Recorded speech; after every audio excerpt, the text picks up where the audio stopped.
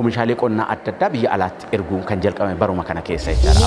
Akkasumas immoo wabii nyaataa uummata keenyaa mirkaneessuudhaan imala badhaadhinaa uummata keenyaaf mirkaneessuu karaa dandeessisuun bu'aawwan gurguddaan kan itti argamanii jennee dubbachuu dandeenya. Injifannoowwan gurguddoon kun garuu akkasumatti waan qulqulluu waan hundi kan guuteef keessatti kan raawwataman jennee dubbachuu hin dandeenyu. Qormaatilee guddaa baay'ee gurguddaa kana walitti bu'iinsi baay'ee guddaan uumamee ture. Akkasumas immoo sadarkaa idil addunyaatti waraanni Raashiyaa fi Yuukireen gidduu tures qormaata guddaa ture jechaadha. Qormaata guddaa qaala'insa jireenyaa. Kaka'umsi jiru bu'aan dhufaa jiru injifannoon dhufaa jiru baay'ee guddaadha jechaadha. Isa qofa osoo hin ta'in immoo nyaata biyya alaatii galaa ture biyya keessatti oomishuudhaan uummanni keenya akka rakkan hiyyummaa keessa akka bahu waan oomishurraa akka nyaatee bulu karaa taasisuun jijjiiramni gurguddaan dhufaa jira jechaadha. Akkuma silasii kaase qamadii biyya alaatti erguu dabalatee oomishaalee qonnaa adda addaa biyya alaatti erguu kan jalqabame baruma kana keessa jechaadha. Avokaadoo dabalatee oomisha avokaadoo dabalatee jechaadha. Kanaafuu oomishaaf oomishtummaa guddisu carraa hojii uumuu akkasumas immoo wabii nyaataa uummata keenyaa mirkaneessuudhaan imala badhaadhinaa uummata keenyaaf mirkaneessuu karaa dandeessisuun bu'aawwan gurguddaan kan itti argamanii jennee dubbachuu dandeenya jechaadha. Magaalota keessas akkuma argitan magaalota baay'ee magariisa ta'an hawwatoo ta'an carraan hojii keessatti uumamu namni keenya hojjetee hojii argatee hiyyummaa keessaa itti bahu hundeessuu keessatti uumuu keessatti hojiiwwan gurguddaan kan itti hojjetaman jennee dubbachuu dandeenya jechaadha. Kanaafuu bara 2015 gama misooma baadiyyaatiinis gama misooma magaalaatiinis gama misooma hawaasummaatiinis bu'aawwan gurguddoo fi jajjabeessoo ta'an kan itti galmaa'an ture jennee abdachuu dandeenya.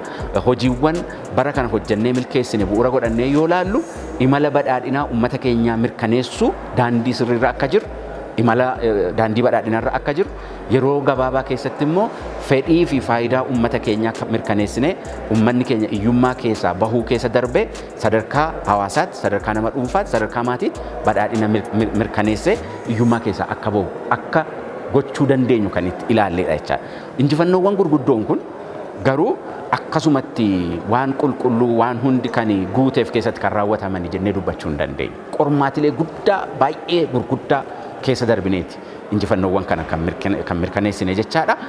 Akkuma beektanu bara kana walitti bu'iinsi baay'ee guddaan uumamee ture. Waraana kaaba Itoophiyaatti nu qunname baay'ee guddaa ture. Dinagdee biyyaa kan qoru, uummata keenya kan qoru, tasgabbii hawaasa keenyaa kan qoru ture. Akkasumas immoo sadarkaa idil addunyaatti waraanni Raashiyaa fi Yuukireen gidduu tures qormaata guddaa ture jechaadha. Qormaata guddaa qaala'insa jireenyaa fiduudhaan, tasgabbii gabaa dhoowwuudhaan akkasumas immoo jireenyi akka uummata keenya irratti qaala'u taasisuudhaan qormaata guddaa ture jechaadha. Kana qofa osoo hin ta'in naannoo keenya keessatti hongee mudate salphaa miti. Hongee baay'ee guddaa ta'e uummata keenya keessattuu naannolee gammoojjii jiraatu kan qore fi dinagdee keenyas kan qoraa ture jechaadha. Gama tokko misoomsa gama tokko immoo naannolee hongeedhaan miidhaman tasgabbeessaa deeggarsa tokko taasisaa waan hojjechaa turreef kun qormaata guddaadha jechaadha. Akkuma naannoo Oromiyaattis rakkoon nageenyaa asiif achitti nu mudachaa turee fi tasgabbii hawaasa keenyaa miidhaa ture qormaata guddaa ture jennee dubbachuu dandeenya jechaadha. Kanaafuu qormaata keessaas ta'e alaa karaa adda addaatiin dhiibbaa gurguddaan duratti geessisaa ture dandamannee qormaata sana ofirraa qabbaneessaa ofirraa maaneej gochaa garuu immoo milkaa'inoota gurguddaa mirkaneessuu dandeenyeerra imalli badhaadhinaa akka hin hafne akka dhugoomu immoo agarsiisuu dandeenyeerra jechaadha. Akka hoggansa mootummaa naannoo Oromiyaatti akkasumas akka hawaasa sadarkaan jirutti poteenshaalli nuti qabnu humni nuti qabnu qabeenyi rabbi nuu kenne nuti qabnu ida'amee yoo sirriitti hogganame hiyyummaa keessaa hin baana badhaadhina uummata keenyaas hin mirkaneessina. Badhaadhina Itoophiyaas mirkaneessuu keessatti gahee nurraa eegamu akka taphachuu dandeenyu kan itti mirkaneessina jechaadha bara 2015.